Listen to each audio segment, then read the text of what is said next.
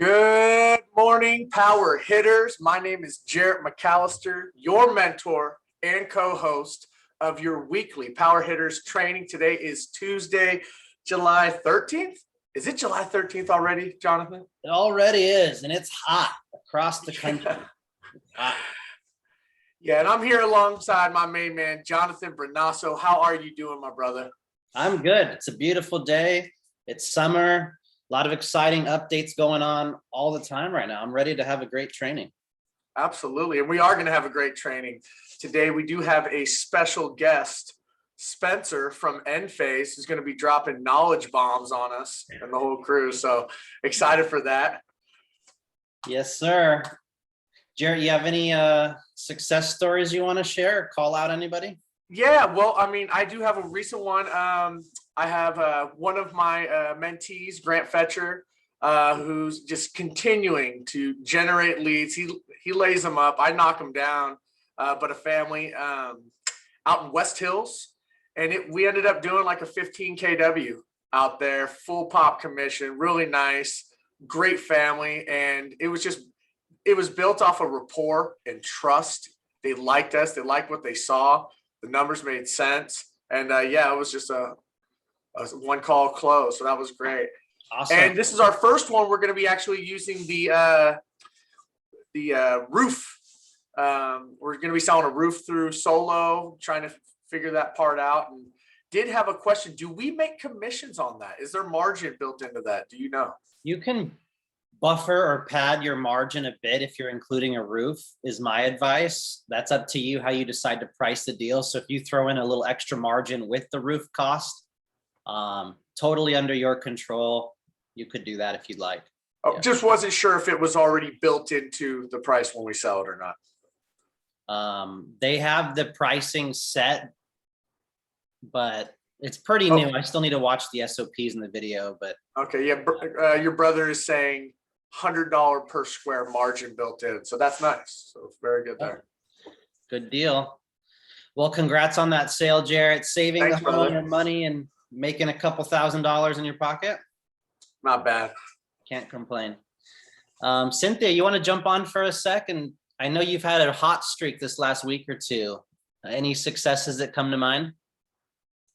Yeah. So that real estate office that I visit, and I've been visiting there for almost a year now. It's finally gaining like traction just because they're so familiar now with Powur and the value add, that one of the realtors has been putting in a ton of deals because it just clicked one day for her, and she's already the top real estate agent there. So together we closed 4 deals so far this month. And then I have one of my own actually that I'm very proud of because she trained me at Solar City. She was my trainer.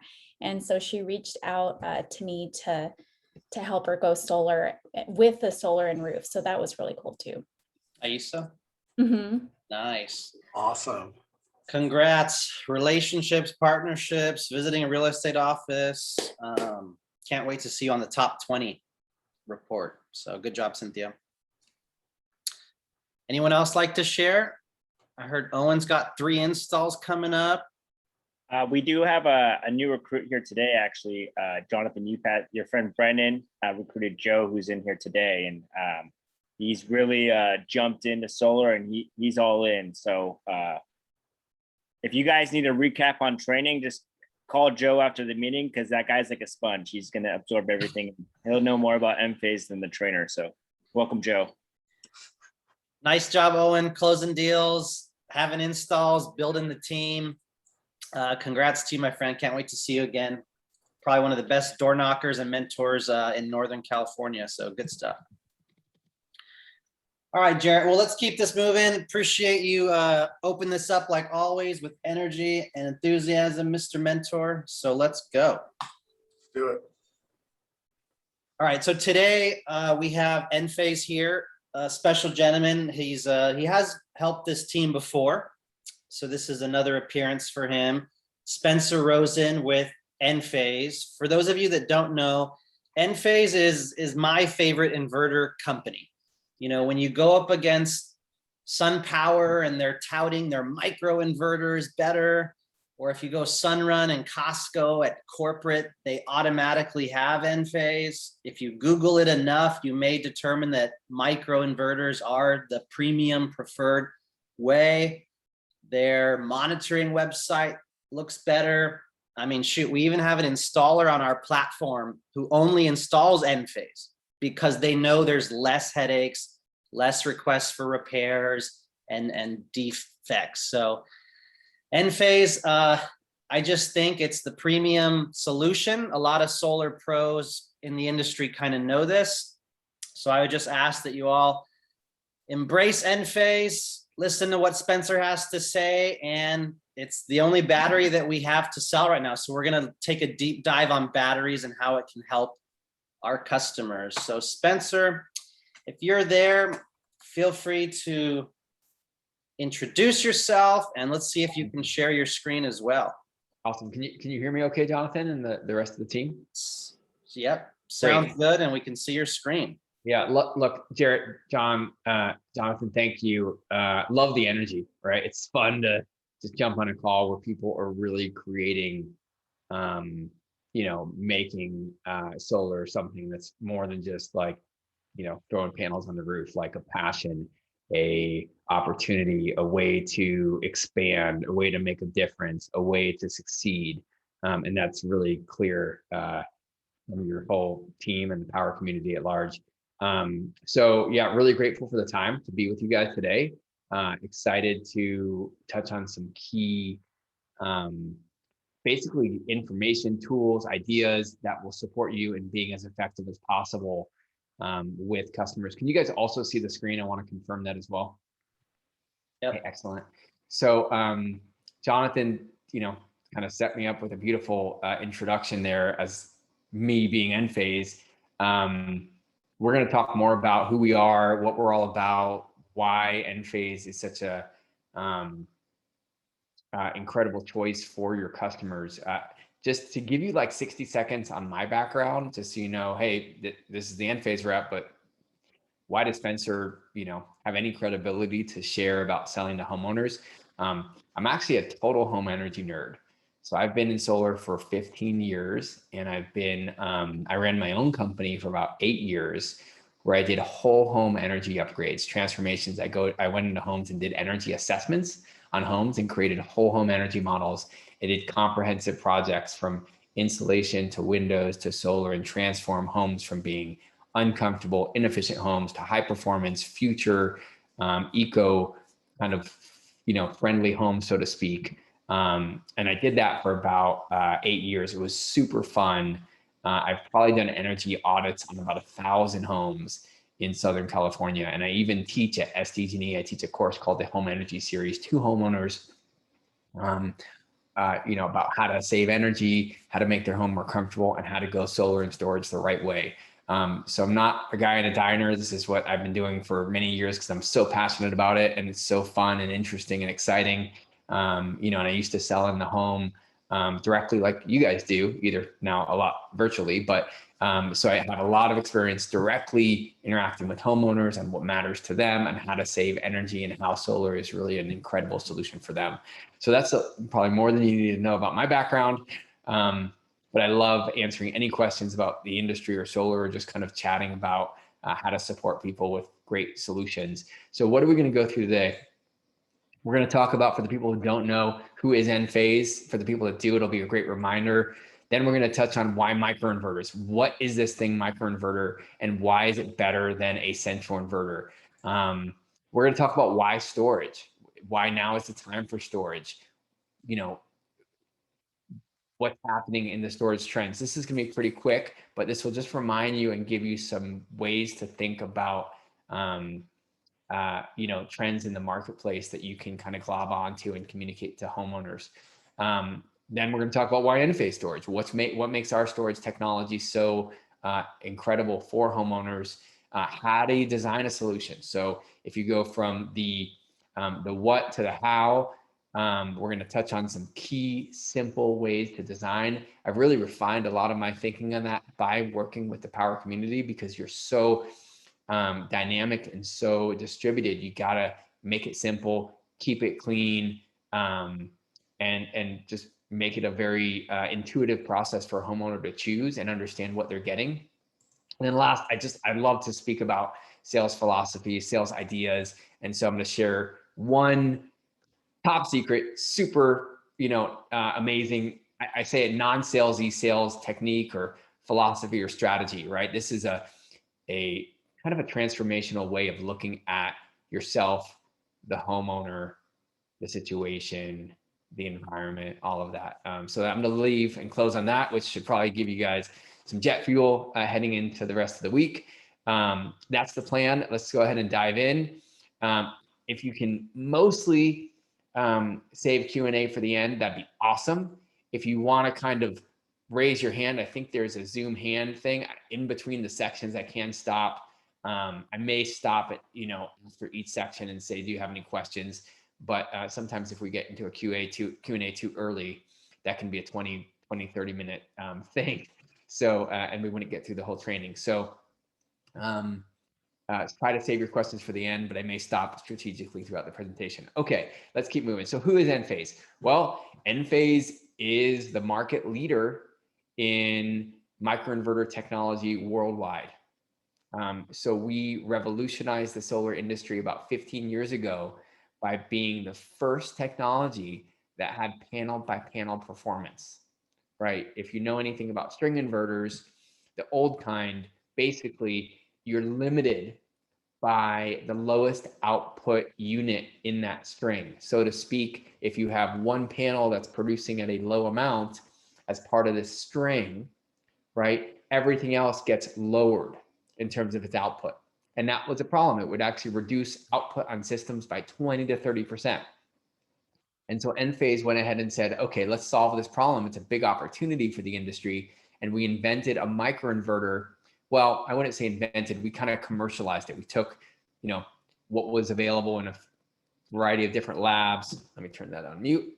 Hang on here, it's my boss. So he gets through my mute thing, excuse me. And we brought it to the market. And we actually took over the US market almost overnight. Within a few years, we had about 60% market share.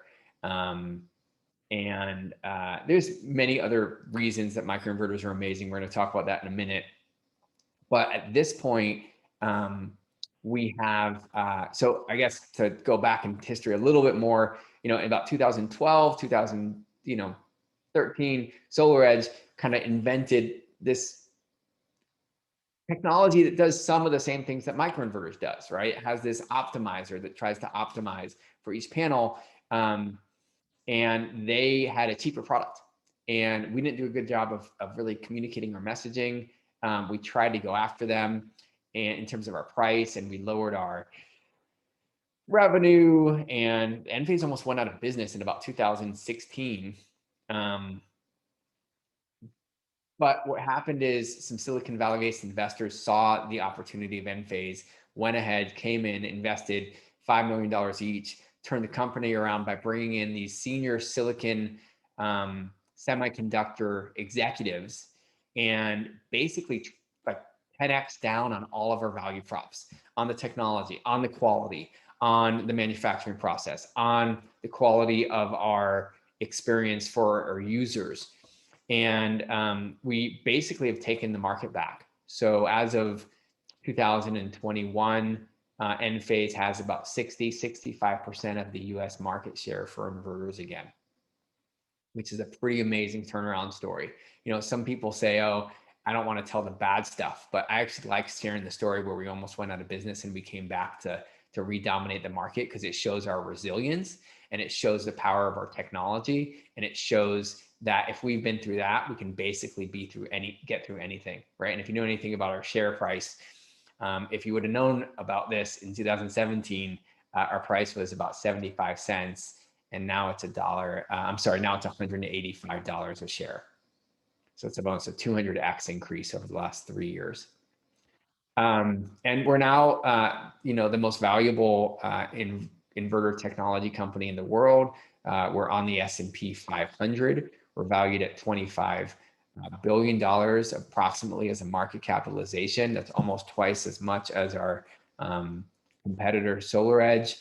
It's funny, SolarEdge actually has more revenue than us, but because the street, the investment community will value a company based on profit and also based on future expected growth, we have about twice the market value as SolarEdge.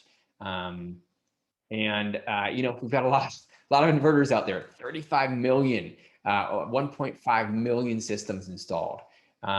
We do a ton of testing. We beat our products up like nobody else does. And we're now in our 8th generation of microinverter. So Jonathan mentioned it earlier. We think of ourselves as the Apple of solar. Our app is sexy. It's clean. It's easy to use. It's customer centric. The experience across the board is kind of designed to be one that's very end user centric, right? If you look at SolarEdge's app, somebody said, I think it was Jonathan even said that, or maybe I don't want to quote him on this. Somebody said that it was kind of archaic, right? If you go to their website, it kind of looks like, a website that's built for, installers who go to, find some product, some widget on the marketplace, right? If you go to Enphase's website, it looks like this beautiful expression of a home with solar and technology. It's much more like Apple's website than any other solar inverter company in the world. So that's a little bit about Enphase. We'll talk more about the company as you guys have questions, but I want to get you a little bit of kind of a sense of the background. Now let's talk about microinverters. What makes them so amazing? I referenced it earlier. Microinverters, of course, took this problem that the industry had in terms of production and transformed it so that each panel produces the maximum output possible. One additional benefit of this that people didn't maybe think about when they first invented the microinverter is that our system has no single point of failure. So we've created this modular system, this distributed architecture. Think of it like the internet. The internet isn't located in a single spot. It's distributed among all these different nodes, right? So our microinverters work the same way. There's no single point of failure. There's no central kind of place on the system that things can break. And the inverter is the most likely point of failure. So when an inverter in our system breaks, because it's not a matter of if it's going to break, it's just a matter of when, whether it's going to be 10 or 12 or 15 or 20 or 25 years or 30 years. On our system, only one of the inverters will really fail typically, right? So imagine you have a homeowner with 30 panels on their roof and one inverter stops working. What's the impact? Well, now they have 29 panels. That's like one cloudy day in a month. That's not a big impact. They're not going to be calling you complaining about how their solar system isn't doing what you said it would do. They're not going to be worried about their energy bill getting out of hand. They're not going to be upset or giving bad reviews. With an Enphase system, 29 out of 30 panels still work. It's basically like things haven't changed at all. When there's a central inverter and that central inverter fails, I also used to install central inverters in my company 5, 6, 7 years ago. That was an emergency call. I would get the call, my inverter's not working. Get out there tomorrow. Please fix this immediately. I do not want to be paying my energy. Imagine that somebody has a monthly payment, right? They have a monthly payment that they're paying on a lease or a loan or a PPA, right? They're still subject to paying that $200, $300 a month. Imagine paying $300 a month, but your system being off completely. Not the best solution. So Enphase has this built-in resiliency in the architecture of our system, meaning when one microinverter fails, everything else still operates. The other major advantage of having a microinverter technology is it's completely expandable. So I think SolarEdge talks about being expandable, being able to add on more stuff in the future, but I don't really get how they can make that claim, because when you have a central inverter, you're limited by the size of that central inverter. You can add on another central inverter, but that's a big fixed cost.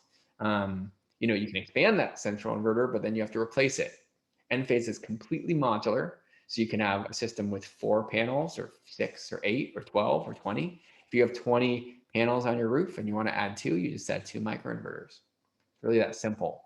Our battery system is also completely compatible with our Enphase microinverter system. So if they get just Enphase microinverters today and they want to add an Enphase battery in the future, they will be able to do that. They can also add other batteries with our system. You know, I hate to bring any competitors' names into the conversation, but Tesla batteries work best with Enphase, not SolarEdge. Other batteries too work best with Enphase because I'm not going to get too much into technical details, but our system is very responsive. We have this kind of, think of it like parallel processors, right? Instead of having one computer that's controlling everything, we have like 20. You don't buy a computer these days with a single processor. It's all 8 core, 12 core, 16 core processors. Think about that in terms of our system. We have like a 20 core solar inverter processing system on the roof, and it works a lot better in an off-grid environment. More about that later this year when we launch the IQ8. Okay, so I talked a little bit about the distributed architecture. I want to talk about the robustness of the product, because the way we got back to 65% market share was not just because we have this great architecture. It actually has to do with the fact that our failure rate is the lowest in the industry. We're the only company that even publishes an expected or target failure rate, and that failure rate is about 500 parts per million, which is about 1 in 2,000. So if you think about that, the way I like to think about it is that if you have 20 inverters on a home, if you have if you have 20 inverters in a home and you have 100 homes, that's 2,000 microinverters. One of the inverters on one of those homes will fail, right? So that still means 19 out of 20 on that roof will still be operational, and all other 99 homes will still be 100%. So, you know, I can't speak to other inverters failures, but I've heard anywhere from 3% to 5% to, you know, 7%, you know, at their worst, sometimes maybe down in the 1-2%. We are at 0.05% failure rate. So very, very low failure rate. Let me go back to this for one more second before I go to the next slide. How did we get to that failure rate? Well, we got to it because it's our 8th generation technology. And we got to it because our product was always built for the roof. We always knew that our product would be in harsh environments. And from the very, very get-go, we chose components that are super robust. And we basically tried to destroy them. I've been to our QA/QC lab in Petaluma. It's pretty cool. They have these big ice chambers where they freeze microinverters and heat them up over and over. They're like temperature control chambers. They freeze up and then they heat up, and they change the temperature rapidly while they're under power. And we try to break stuff and see what fails. So once something fails, we can say, okay, why did this fail? What's the source of the issue? And let's improve this component. Let's improve the way this is wired. Let's improve the manufacturing process. We have this closed loop quality analysis process. When you do that with eight different generations of technology, you get better and better with each generation. So because of our longevity, our IQ7 was the most reliable product in the industry, and now our IQ8's in our batteries, and later on the roof, probably late this year, maybe early next year, we'll see timing wise. You know, we just kind of dialed in our QA/QC process, and that's what has allowed us to give the 25-year warranty out of the gate on our product. We were the first inverter company to provide a 25-year warranty. I think this happened in about 2010, 2011. Everybody else has followed suit with an option to buy an extended warranty. What's the difference? Well, their option to buy an extended warranty is because they know their central inverter is going to fail at year 10, 11, 12. It's just kind of the lifespan of a central inverter. Won't go too much into the technical details, but it has to do with the fact that you got a lot of power coming through a central source, which creates more heat. When you have it distributed, the switching is much at lower voltage, meaning the heat that the components have to deal with is much lower. So our 25-year warranty backs up a evident and known information for us that our product is designed to last for 25 years. We know our product lasts that long, even though it's only been 15 years that we've been manufacturing it. We do these kind of 24-hour on robust temperature tests at all these different ranges that simulate like 10x what the environment would hit the microinverter with. At 24 hours a day, higher power than we basically push the technology to the limit in the lab so that we know in the field it'll withstand those types of conditions. And we expect it to last longer than 25 years, 25, 30, 35 years. There's really no limit to how long our technology can last. And that's why we put this 25-year warranty standard with our products. One side note to, just so you know, if you guys ever offer Solar Insure, which I think is a really cool comprehensive wrap for homeowners, Solar Insure is more expensive with SolarEdge than it is with Enphase. And that's because with SolarEdge, you're not getting a 25-year product warranty. Solar Insure has to pay extra to cover that cost of a replacement inverter. They know that Enphase has this warranty included, and they know that it's less likely to fail. So the cost for Solar Insure with SolarEdge is significantly more, hundreds of dollars more. So something to keep in mind when you're looking at price. Because if you're just looking at price, maybe you're not seeing the full picture in terms of what things cost with Solar Insure. And of course, the cost of a happy homeowner is almost priceless when you think about the referral network that usually leads from a happy customer. Okay, good. So we talked about Enphase, who we are. We talked about microinverters, why they're awesome. Let's talk about why energy storage. Jonathan, what do you think? Should I pause for 3 minutes of questions on micros of the company, or should I just keep going? We could take a quick look. I think Great. there's one question Marcus has about batteries and elevation. I'm not sure if you want to cover that now or later. Let's do that in the battery section. Okay. Any other questions about Enphase? Not batteries yet, because we're going to get there. Clipping. Clipping is a longer conversation than I have time for today, because it really is like its own little 10 or 15-minute training. I will send you a follow-up video that gives a good explanation of clipping and some resources on clipping.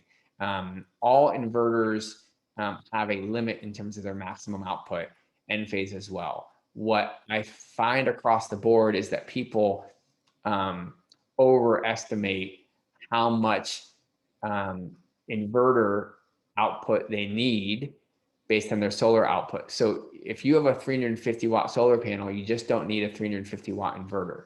Why? Because the 350 watt solar panel is the rating in a lab, and it's called the STC, standard test conditions. The real rating in the field is called the PTC. The 350 is actually going to output in real life more like 320. And the truth is that the frequency in which it's maximizing its output, even at 320, the reason they said it would output to 320 is it's very, very infrequent. So when we install a 350 on our lowest output microinverter, like an IQ7, you're only going to see annual clipping of about 1%. And we have the documentation to prove that. Now, when I say annual clipping, I don't mean, at 12 noon on Friday, you're going to necessarily see only 1%. But the problem is it's only an hour a day, maybe an hour and a half a day, a few months of the year. And the overall production is so much more than that, that clipping is usually way over exaggerated. The IQ7 is our lower output microinverter. Our IQ7 Plus is our higher output microinverter. And we even have a IQ7A that's going to be on the platform soon. That's the super high output microinverter. So I'll send some resources. It's a longer technical conversation, so I can't get through it all today. But what I will say is every inverter has clipping issues. It's just a matter of how much you oversize that inverter. And if you put 8,000 or 9,000 watts of solar on a 7600, you're going to have some clipping too. I think one of the reasons people bring up clipping more with Enphase than SolarEdge is because people often know their output of their panels and they see it more. So if you have a 350 that's clipping at say 295, they say, well, I thought I got a 350 and I only see 295 on my monitoring. But on SolarEdge, you know, maybe they had 9,000 watts and they only see 7,600 as a cap. They're maybe not that connected to, hey, my individual panels, because they have to do the math to add it all up, and homeowners may not look at that as much. But I have some really good videos on this that can help explain it better to homeowners, and some really good technical documents if you want to get into more depth. Chris did ask, I'll just kind of tackle a few questions here that I see in the chat. When will we get the IQ7A, and will it handle the LG 440? Yes, it will handle the LG 440. It'll handle it brilliantly. And I would expect it to be on the platform within the month. So great question. When are the IQ8s coming out? I don't know. We will let you know as soon as they are ready to launch. It'll be a big launch for us. It'll be a very, very big deal. You will know. The IQ7 will handle the LG 440 as well. There will just be more clipping than there would be with an IQ7A, which will have almost no clipping. Great question. Okay, good. Let's move on in honor of time. So let's talk about Y energy storage. I have 2 slides here. It's pretty simple. Y energy storage. Well, you guys are already very used to having the conversation. Hey, let's save you money. Saving money is a good thing, right? You have this energy bill. It's a liability. Let's give you solar so you can actually own your own power. It's very empowering for homeowners. Incredible value proposition. You probably have that dialed in, or you're getting that dialed in, or you have an incredible network of mentors who have that messaging and way of sharing solar as a possibility for homeowners dialed in. There's a whole nother value proposition with storage. What is it? Well, it's energy security. It's energy independence. It's safety for your family. It's resiliency. It's the feeling of knowing that when the grid goes down, you have power, right? That's meaningful to a lot of people these days. And it's becoming more and more meaningful. I have one Powur rep. He's selling like 6 to 10 batteries a week. He's marketing on Facebook only batteries. He's marketing is why Enphase storage is better than Tesla. And he's getting solar leads from his battery storage marketing, because it touches an entirely different demographic than buy solar. Get energy security. So he can't keep up with the leads, he's saying, because the leads for people who want storage are so significant that he's turning them into solar deals. That's the way he looks at battery storage. Now, we were also very intentional, and we'll talk about why Enphase storage, about our pricing for batteries. It's higher than the other guys, not radically higher, but certainly more. It's a better system. It's a more comprehensive system. But you should also know we increased the margin for the sales reps with our batteries. I think I don't know the exact number, but I think it's like $2,000 or $3,000 per battery. Right. So we wanted you guys to make money with batteries, right? We didn't want it to be some kind of, pain in the butt adder. We wanted you actually to succeed and make extra money with batteries. So he's like looking at his solar sales, and he's like, okay, great. I got my solar sales, the lead gen's coming from batteries. That's awesome. Now, on top of that, I'm getting this other kicker from battery sales. That's pretty cool. Now, I have to warn you, and we're going to get into the details in a minute, batteries are more complicated. No doubt. They're more complicated. They're more technical sale. They're more advanced sale, right? And so you have to know your shit. Excuse my French, right? You have to know your shit. You have to set expectations with homeowners correctly. And that's why I'm going to give you access to our training. I recommend you do the online training. It's an incredible, free training. It's a couple of hours. You can become a certified Enphase storage battery specialist, right? You got to know your shit. And I don't recommend doing this on 100% of your deals. Start slow. But batteries are coming. They're already here in many environments. You know, my top clients in San Diego, you know, the largest installers, you know, they got a 20, 30%, 40% attachment rate, meaning 30 to 40% of the deals they sell include batteries. Why are batteries coming if they're not already here? Well, everyone knows that energy security has become more of a issue for people, blackouts, fires. Thanks, Marcus. Thanks for your feedback on Enphase University.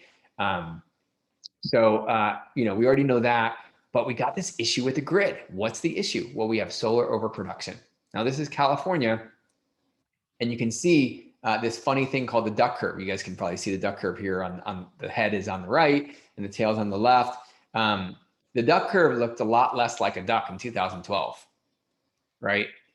Why did the duck curve go from this kind of flat, kind of rolling hill to this deep, deep tranche at 12 p.m.? Solar. You got a lot of solar. There's been more and more every year. It's been expanding. And so what we have is we have overproduction in the daytime, and we have no available power, you know, from solar in the evening.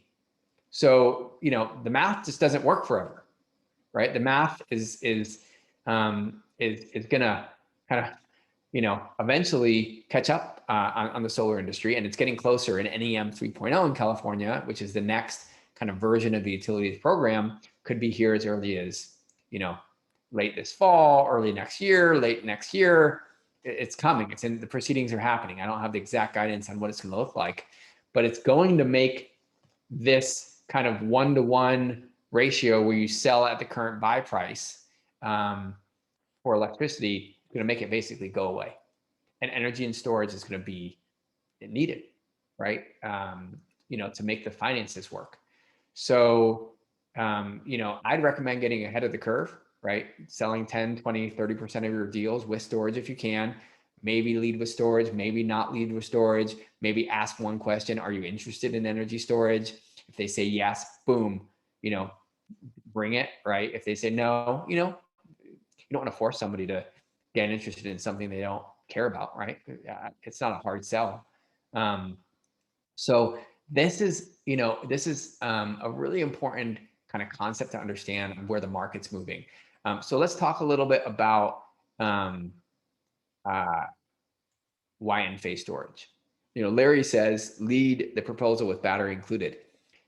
It's always easier to reduce the price than it is to increase it, right? So if you start with a higher price and they say, well, it just seems really high. Well, you know, let's talk about just solar, right? And you got to read your client, right? If there's 6 competitive bids and they're, you know, just looking for a solar solution, you know, you're probably just going to focus on giving them what they want. If it's that referral, it's just kind of trying to understand what the best solution is for them and educate them, teach them, give them what they would want, right? What you would want, right? And I mentioned at the larger training when we launched storage, like, imagine getting that call, not just I saved money, but like we just had a blackout and my lights were on. It was awesome. All the neighbors came over, right? They were watching the game on my show or on my TV or whatever, right? Or just charging their cell phones in my garage. Okay, so let's talk about energy storage from Enphase. What makes it amazing? Well, it's built on the same kind of platform that we built our roof technology for solar on, right? We have microinverters in every battery, meaning that if one of these inverters fails, the whole storage solution still works. We also have this kind of, think of it as the brains of the system. When you're off grid, you have what's called a microgrid. A microgrid is this mini grid that's just your house. It's a kind of hot topic phrase for you guys to kind of use, right? Oh, you'll have your own microgrid. Wow, that's pretty cool. What's that? Well, microgrid means it's your own electric utility. It's your house, it's your battery, and it's all the loads that are using that energy. So being a microgrid, you want to have as many kind of brains keeping the signal, the frequency and voltage kind of stable. And when you have microinverters doing that, the way the house operates, the amount that the battery will kind of be overloaded and turn off if you're off grid reduces the quality of the kind of power that's being provided while you're off grid to all the key appliances Your electronics is higher, right? Because we have this redundancy in terms of the microgrid that's being created. The other thing to know about our technology is we really built it same as our solar technology, as completely modular. And when you have storage, expanding batteries is this essential element of power. So power is the amount of loads you can provide instantaneous support for. I'll talk about that in a minute. But with Enphase storage, as you add on more batteries, you can actually support larger loads, right? It's fully expandable. We also have this really cool thing called Power Start. Power Start is a way that we reduce the demand of the largest loads using software. Can't get too much into that now because it's pretty technical, but it is unique to Enphase's storage solution. I showed the app earlier. I'm going to show it one more time here. Our system is the only system in the world that can go off grid from the palm of your hand. Tesla can't do this, Generac can't do this, LG can do this. So literally, while the grid is up, you can say, see you later, I'm going off grid. Now, people ask, why would I ever want to do that? It's a kind of cool party trick, but why does that matter? Well, what we found is that, if you don't go off grid ever until there's an emergency, you're kind of dealing with operating your storage system for the first time in the middle of an emergency. Not ideal, right? You want to be able to test the system, test how your house operates off grid. People are going off grid for the weekend. They're going off grid for the day. They're going off grid with their air conditioning, seeing if that works. How does it work when the sun's shining? How does it work when the sun's not shining? Right? By getting that experience and actually being able to use their system, they understand or are more prepared when there is an emergency. The modes are also very, very intuitive, right? They can choose the mode that they want to be in. They can customize it, saying, hey, save me as much money as possible by storing the energy that I would typically sell back to the utility, right? And then using that energy when it's the most expensive, but set my reserve to this percentage point. I want to keep always 30% or 40% or 50% in the battery. So that's a little bit about our app. Let's talk about design real quick. Jonathan, I know we're at 10:45. You mentioned 30, 40 minutes. I'm thinking another 10 minutes. Is that okay? Yeah, sounds good. Okay, great. So how do you size batteries? Well, I've tried to simplify it as much as possible, and there's two things to look at. The first is energy, and the second is power. So first, let's talk about the difference between energy and power. Energy is power times time, right? So power is an instantaneous value. Energy is power over the time in which that power is being used. So power is the rating of, say, a light bulb, 100 watts. But energy is, if I use that white light bulb for 10 hours, that 100 watts would be 100 times 10, which is 1,000, would be 1,000 watt hours, which ends up being 1 kilowatt hour. And energy is what the utility charges you for. So energy is like the capacity of the battery. Think of it like a lake of water, right? The more batteries you have, the larger the lake and the more energy you can hold, right? When the battery is empty, the lake's empty. When the battery is full, the lake's full. Energy is power used over a certain specific amount of time. And that's why solar systems are sized in terms of power. It's an instantaneous value, like a 7 kilowatt system. 7 kilowatt system is a rating of power, while energy is power over the time in which that solar system produces. Energy is the kilowatt hours that solar system will produce in a month or a year. Okay, so that's the basics. Let's talk about how to use energy to size a battery. Well, what I start with is well, how much energy are they typically using in a day? To do that, I take the monthly kWh or the annual kWh, and I divide it by, whatever number that would get me to the daily kWh. In the monthly, in this example, right, they're using 800 kilowatt hours a month. Divide that by 30, and I figure out that they're using about 26 kilowatt hours per day.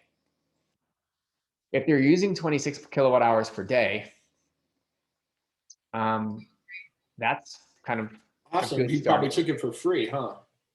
Sorry, David. Sorry, go ahead, Spencer. Yeah, sorry, Powur took himself off mute for a second.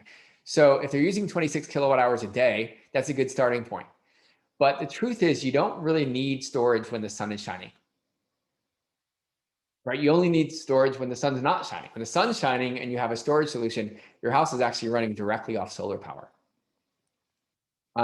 So what I do is I take the daily usage and I multiply it by 3/4 because I say, look, at least a quarter of the time under standard conditions, the sun's going to be out.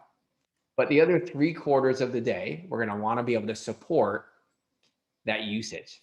So I take the 26 kilowatt hours, I multiply it by 3/4, 0.75. And in this case, I get 19.5 daily kWh needed, right? That's the needed amount of storage to support them when the sun's not shining.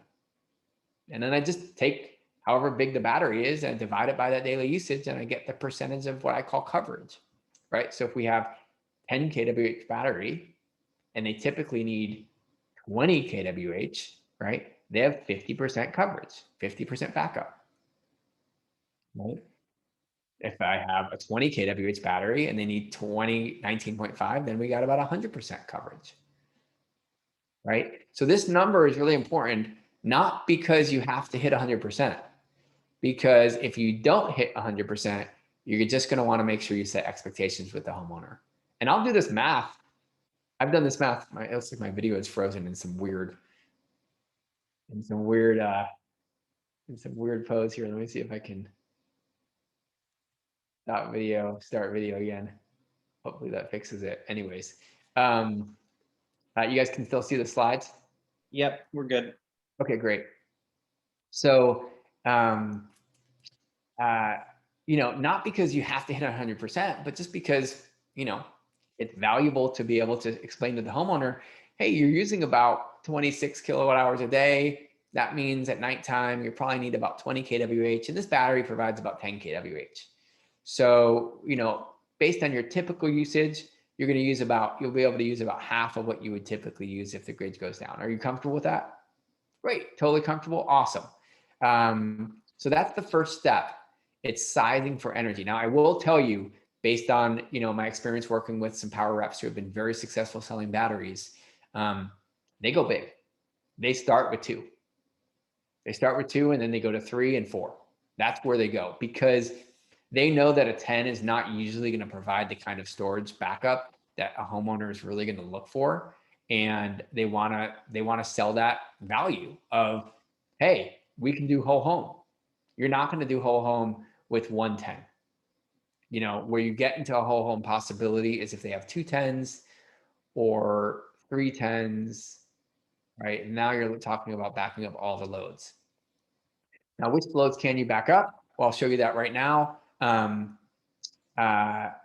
The first basic sizing is on energy. The second is power. So power basically means that's that instantaneous amount. If we talk about that same lake of water we talked about earlier, power would be analogous to the size of the pipe, right? So I'm annoyed that my video stopped.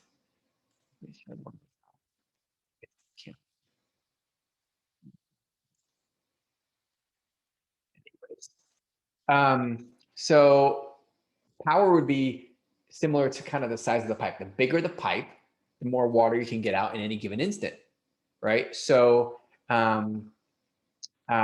when you add on each additional battery for Enphase, you're increasing the size of that pipe. When you go from a 10 to a 20, right?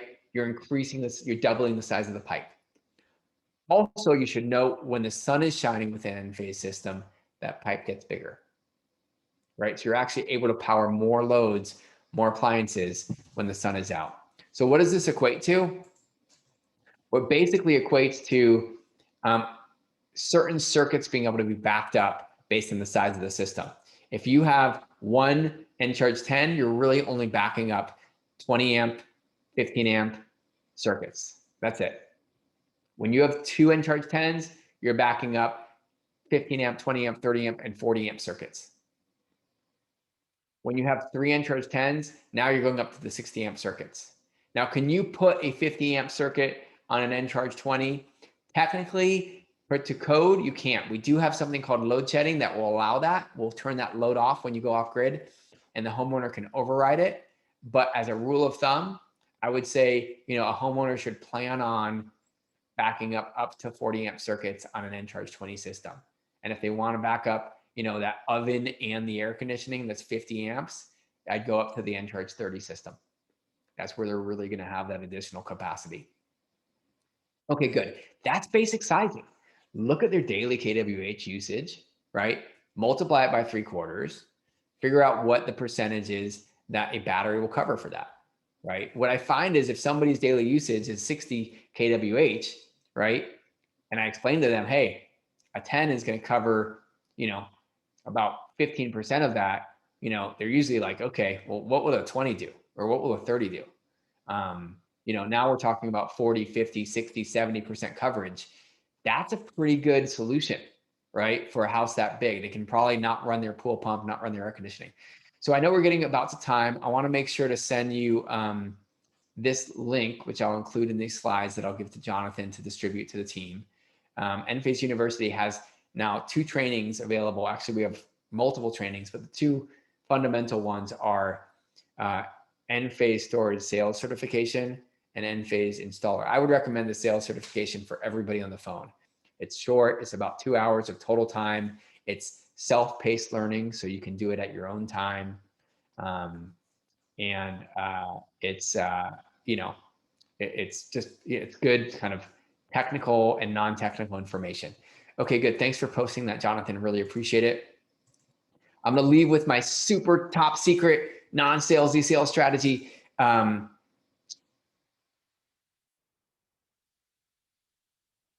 What do these glasses represent? What do you think? Well, they represent the way we see the world, right? And one of the most powerful exercises I always go through if I want to be super effective with people is to really take a look at how I see myself in the situation, right? How do I see the customer? How do I think the customer sees me? These are all thoughts. These are all kind of in our own mind. These are all our own perception, right? How we see the situation, right? And ultimately, if you notice that any of those are inconsistent with your goals, you have an opportunity. And when I say an opportunity, I mean, you have a transformational opportunity. It's not real. The way you see the situation is made up, right? Sure, you have your assessments, you have your opinions, you have your judgments. We all do. But how you see the situation, the customer, yourself, unless it's like created, unless it's consistent with some future that like you're committed to for yourself and your performance, it's bullshit. Excuse my French again, Jonathan, on your call, right? Why would you see a customer as a pain in your butt or somebody who's not going to buy it from you, right? Why would you look at the customer that way, given it is a choice, right? Now, if you don't acknowledge your own power to see circumstances and to change the way you see circumstances, you may not be present to the fact that you actually have a choice there, right? You may look at it as real, but I'm going to challenge you to, you know, challenge your own reality, right? And to write down how you see something if it's not consistent with the way you want to see it, and to create a new way of seeing it. Now, this isn't like rosy colored glasses, because there is some, you know, there's some kind of objective reality outside of the way you see things. But consider you think the way you see things is the objective reality, and that's usually not the case. Usually the way you see things is your perspective. And so the context you have, the way you see things, will shape the way the conversation goes. It will shape the way the interaction goes. It's not to get somewhere. You can't do this to automatically close the deal. But I guarantee that if you see yourself as an expert, as powerful, as looking out for the customer's best interest, if you see the customer as somebody who's, you know, just awesome and somebody you're grateful to be interacting with, and just an awesome human being, and somebody who you're curious about, if you think the customer sees you as somebody that they can trust, if you are shaping the situation, so instead of this being like, oh, I'm overwhelmed and this is just one more thing to do, this is an incredible opportunity to live my dream. If that's the way you see things, things will go your way more often. I guarantee it. Anyways, I appreciate your time today. I know we're a little bit over, you know, this is New Energy. Thank you for being here. We are an incredible technology company based on the power of many on this distributed architecture. And so is Powur. You guys have an incredible community based on team, on innovation, on transformation. And I'm really grateful to be able to support you. Thank you so much for the time today, Jarrett and Jonathan. Can't thank you enough. Have a great rest of your day and a powerful week. Awesome, Spencer. Thank you so much for your time. Even if your camera's not working, we appreciate you. Sorry. Yeah, try to turn it off. Incredible training, Spencer. Thank you so much. Awesome, Jarrett. Thank you, guys. Let's do a few questions if you have a minute, Spencer. Yeah, I'm here. So a question earlier was regarding batteries and elevation. They said that the battery has a limit at 8,000 feet altitude. Does it not work at all at that elevation, or is it just less efficient?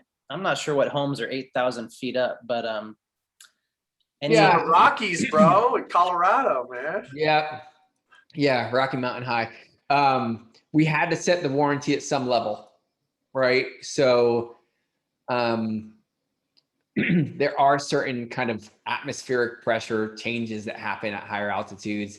And I think we chose 2,500 meters, which works out to about 8,000 feet. So, you know, it's a risk if somebody wants to install it at a 10,000 foot elevation, you know, and there's an issue with the battery and we find out that it's at that altitude, technically we would have a legal right to not, you know, replace that battery. That being said, you know, I've seen many claims for our products, microinverters, batteries, in the rare occasion that there are issues, but I cover a large territory. So, you know, I manage that too, where it's outside of our warranty specifications and we still cover it. So I can't promise that we would cover that.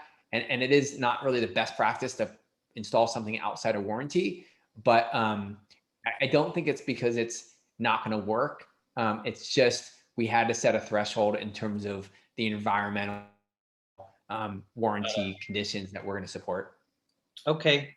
And just a side note to back up a little bit, the pricing, guys, you know, Jonathan, but initially said was likely going higher, and Enphase pricing did go higher for a majority of the industry, but our pricing, Enphase honored it to stay the same price as it was before. It's literally $1 or $2 more per month to have Enphase versus SolarEdge. So just know that they came through for Powur because of this platform. Many companies went up in price. And then question, Spencer.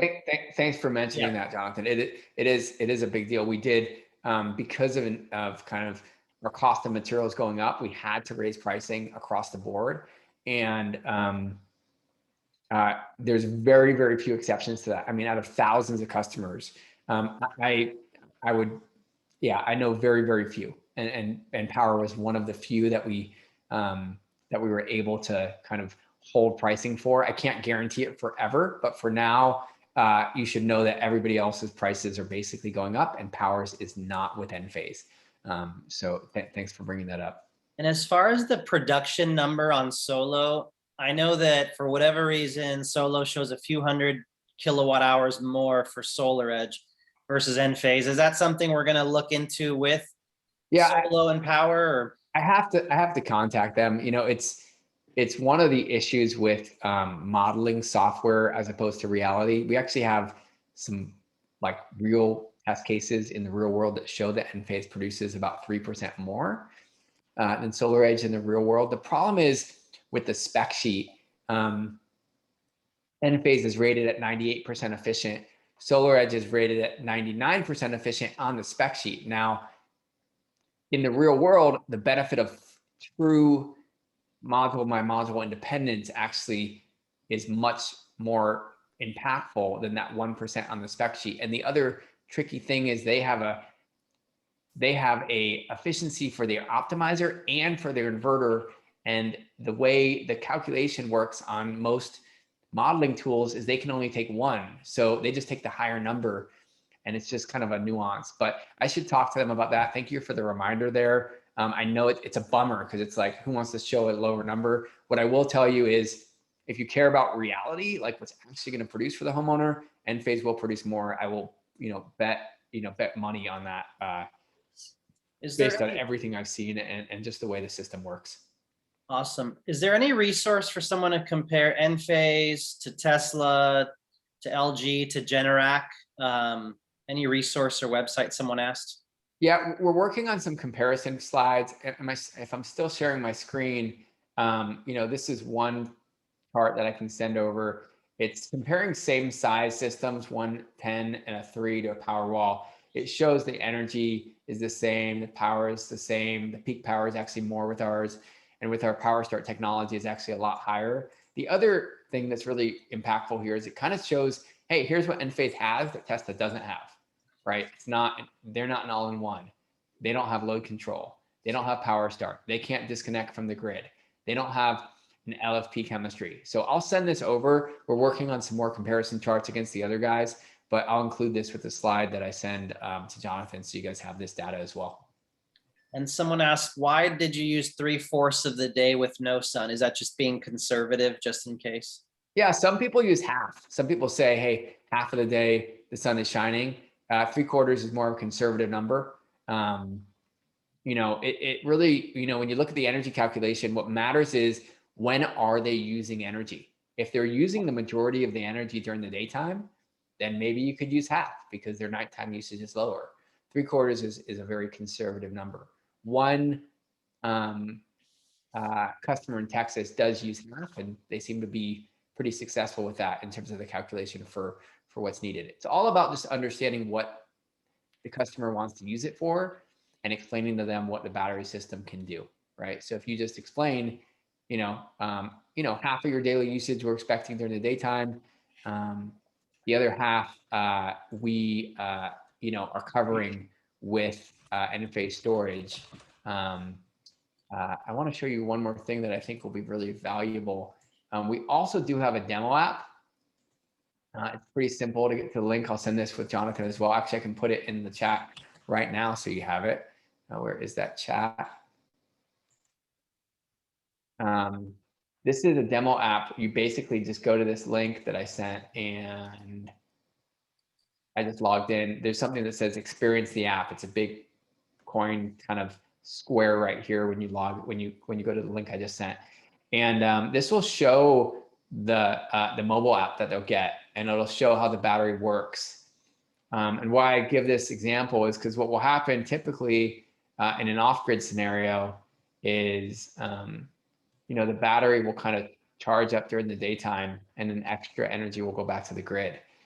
And then you'll use that battery energy at night. When you're in full backup mode, what people often do is they fill up their battery first. They're not using a ton of appliances during the daytime. Maybe they're not running their larger appliances, but once that battery is full, right, they're like, okay, well, now I got extra solar, right? Let me turn on my air conditioning and run that. Let me turn on, let me top off my electric vehicle. If you're going with the bigger systems, the Encharge 20 and 30 systems, they'll have that freedom. Yeah. On that note, what's your general recommendation about air conditioning when someone asks you? Is there additional dampener equipment needed to run an air conditioner? Yeah, so we budgeted a soft start on the Encharge 20 system or above. So we've basically budgeted one air conditioner to operate on the Encharge 20 system, so 210s. So somebody says, I want air conditioning, say, okay, great. Let's get an Encharge 20 system for you. That'll definitely support air conditioning. If they want to run 2 air conditionings at the same time on backup, or 3, they're going to need 30 or 40 kWh, right? That's just, those are large loads. They use a lot of power. They'll drain that battery relatively quickly. And so you want to make sure they're set up to win if that's their expectation. Someone's asking if batteries can work alongside generators. I mean, that's just probably how the electrician connects it all, right? You could turn one on if the other one stops. It's actually a great question. Enphase is working on a full generator integration with our system. And so the batteries that ship today are what's called generator ready. The The enhancement is going to be a software enhancement, and it's also going to be a it's going to be, you know, wiring up the generator. But yeah, it's a very, very unique aspect to the way our system operates, meaning our system is going to be the only one that I know of that will be able to work with solar and batteries and a generator all at the same time. And why that's so revolutionary is if you have that system that way, you can actually charge the batteries with the generator. So imagine instead of running the generator all night when the battery's empty, you just turn on the generator for an hour or two, fill up your batteries, and then you're running again on clean battery power. So that's that is a component of the current system that's being sold in terms of hardware, and there'll be a software enhancement. There will be a cost for that software enhancement sometime in the future. So yeah, please be on the lookout for that. Any other questions for now, Jonathan, you want to touch on? I know we're over time. Yeah. Spencer, really quick, I did want to just quickly bring up, when I was doing my research with the Enphase battery versus Tesla battery, LG, one of the big things that stuck out to me was the ability to bypass or to pass through the energy from the solar through your home and power your home, as opposed to just draining the battery. Can you just talk a little bit more about that? Because that seems like that's such a huge advantage over the competition. Yeah, well, one of the benefits of having an all-in-one system is that we can control our microinverters when they're off grid. If you look at a Tesla system going on a Solar Edge or a Tesla system going on an Enphase, they don't really have, you know, they're different systems. They're two different, you know, it's like kind of trying to integrate Microsoft with an Apple. Right? I actually have to do that with work. Not fun. I was trying to do an integration the other day. It's just doesn't work very well, right? They're not compatible really. Some people have created some apps. I do have iTunes on my PC, but so when you're off grid, Tesla has to turn off the solar so that in a real kind of, I call it a brute force kind of way. So it's not exactly, you know, the solar can't work with other systems, because certainly solar will work with the Tesla, but you're right to the point in which in general with a Tesla, the solar is not going to be powering the house directly. In general, the solar is going to be filling up the battery, and then the battery is going to be powering the house. While with an Enphase storage system, it truly is an AC coupled system, meaning that it's all AC, it's all in parallel. And so the solar, I think of it kind of like, you know, the Tesla can turn the solar system on kind of like a light switch, and we can control our own solar system more like a dimmer switch. So it's just more granular in terms of control. And that's why we can do the generator integration. Tesla can't do the generator integration because they can't control the inverters. They can't control the solar. They can't turn it off. And the solar could blow up a generator if you put it on a Tesla system. You can either, I have another slide for this, but with the Tesla system, if you have a generator, it's either or. So you're either running off the battery or you're going over the generator. You're not doing both at the same time. So excited to share more about that when that becomes available. Great questions from the team. Anything else before we wrap, Jonathan? I know we're kind of over time. Yeah, if you don't mind, stop sharing real quick. I just have a last few minute updates to share, and then we'll wrap up with the last Q&A. Great. Thank you again for your time, Jonathan. And, you know, really inspired by the team you've built. Jarrett, you know, the energy you're bringing, certainly the kind of partner that Enphase values and wants to support ongoingly. Right on. Thank you so much, Spencer. Appreciate it. Thanks, Spencer. All right, ladies and gentlemen, just a few more minutes here and we'll get you all out onto your day. So just in case you missed it, Sunnova and Solo is going live this week. There's a training today about Sunnova and Solo. There's a lease, PPA, and loan products available that they're offering now. This is pretty huge. This is going to allow us to recruit sales reps that are used to selling PPAs and leases and offer a better solution for some people that might need it. So make sure to jump on the training today if you missed it yesterday. And then there is a new mentor revenue share coming out. So in the situation where your deal has a mentor, my understanding is that 50% of the revenue share will flow up to the leadership team above the mentor, and 50% of the revenue share will flow up from the consultant. Because some team builders in the company that have mentors under them, these mentors are closing deals from other teams or from reps that are far below them, and the leadership is not getting any incentive or reward to do so. So one of the things that Powur did and to help the teams is that rewarding the leadership of the people that create and help build mentors. So more to come. It's likely to start this Friday for those of you who are in the revenue share. And if you have a representative under you, consultant under you, mentor under you, they close a deal, they get their M2, the next week you receive passive income. So we will see this change likely this Friday. Half will flow up from the consultant on the project, half will flow up from the mentor when there is a mentor. If there's not a mentor, it's business as usual. It flows up from the consultant only. And there is a sales contest still. A lot of us are in the top 20. It's super exciting. And I think there's 50 prizes now. So sell a deal or two or three and you're going to be winning a prize. Go to championships.powur.live for more information. And they announced some winners so far with that. Okay, future trainings. So today there's some important ones. 12 p.m. Pacific, there's a consultant training with Andrew Smith. 1 p.m. we're going to have that Sonova training Pacific. And 5 p.m. Pacific, there's a brand new onboarding for newer reps. That's going to be 5 o'clock today. All of these are in powurcalendar.com. This Monday, the 19th, JC Rangel and myself will be hosting the Powur Hour virtual 5 p.m. Pacific. I'm going to host the business overview, and then JC is going to bring his fire with a Powur talk.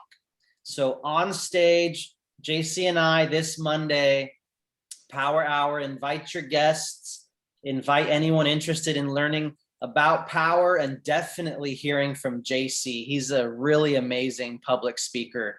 So you won't want to miss that this Monday. As a reminder, next Tuesday, our weekly team training continues. We have Lead Hero coming on. They're going to be talking to us about how to improve your LinkedIn, how to attract consultants, sales reps, realtors, roofers, ADTs, home security, anything you want. You can attract people to join Powur, add solar as a side income, get your passive income up. If you're a mentor, close more mentor deals. So they have an exclusive package for us and some training. Super important if you're looking to grow your business. All right. And here's a little bit more information on that. The Lead Hero training with Christine. We'll be getting that next week on Tuesday. We have 1 or 2 in-person events coming up in California. July 20th, next week on Tuesday at 6 p.m. in San Diego. It's going to be a great event. Yes, sir. David Steele. Where's that at? It's at the Honor Foundation, which is right where the 5 and the 805 come together. There's plenty of parking. But the military was donated this incredible facility for the Special Forces folks. Nice. And it's a really great training facility all set up, and it should be really nice. That's great. I'll look forward to seeing you there. And that is in powurcalendar.com, guys. So if you want to invite people anywhere in the greater San Diego, Southern California area, let's build into that event July 20th. David Steele is one of the leaders who will help be organizing that event. So thank you, David. We also ask where they came from, and then we'll be checking them in and asking them again. So if you send someone, even if you're not there, we'll make sure to take really good care of them and then follow up with you to let you know that they came. So. Awesome. Appreciate that. And this one's brand new, confirmed as of yesterday, August 5th, 6 p.m. We'll be in Corona again. We did this one a few weeks ago, but we will be there in Corona August 5th. So that'll be added to the calendar here. So 2 events to come, meet and greet, shake some hands, have a drink, hang out, invite your guests, build your business. All right, 2 last things here. Giving back. For those of you who did not get the resources, I'm going to put the link in the chat. So we have partnered with Give Powur, with Aparna, as well as Prosperity Homes. So real quick, here's the link. In Give Powur, you can literally add these, good looking slides to your slide deck. That we've partnered with Give Powur. We make a small donation for every installation that we have, $40, or maybe you just want to give $80 monthly, whatever you want. And maybe you're doing another organization, so another nonprofit. So here's 2 slides for Give Powur and all the details, digital messaging, sharing it on social media like Kiara and some of us have done. So all the information is in there if you like Give Powur. And then Prosperity Homes is building homes in other parts of the world, like Mexico here. We're going to be taking 15 liters in August to go build another home in Mexico, and we're going to be donating the solar here. So feel free to get behind this. My company, my team, we donate, we do Give Powur, we do Prosperity Homes, we make donations, Mr. Customer. And we're taking our team down there in August to build a home and donate the solar. And again, all the details, the giving link are all right here. So that is giving back. And with Give Powur, there's other contests and a special meet and greet that we're going to do with Aparna next year. So make sure to check that out. Lastly, the WeFunder campaign is over $7 million. So if you do want a piece of the pie, you want to invest early before we go public in the next, hopefully 2 years, wefunder.com/Powur is a place to do that. So that is all I have today. I know we're over time. If there's any last minute questions, feel free to type them in the chat. Jarrett, Spencer, David, Steele, everyone on here, I appreciate your time. Thank you for being on today and for it going a little bit over. I'm going to go ahead and stop the recording.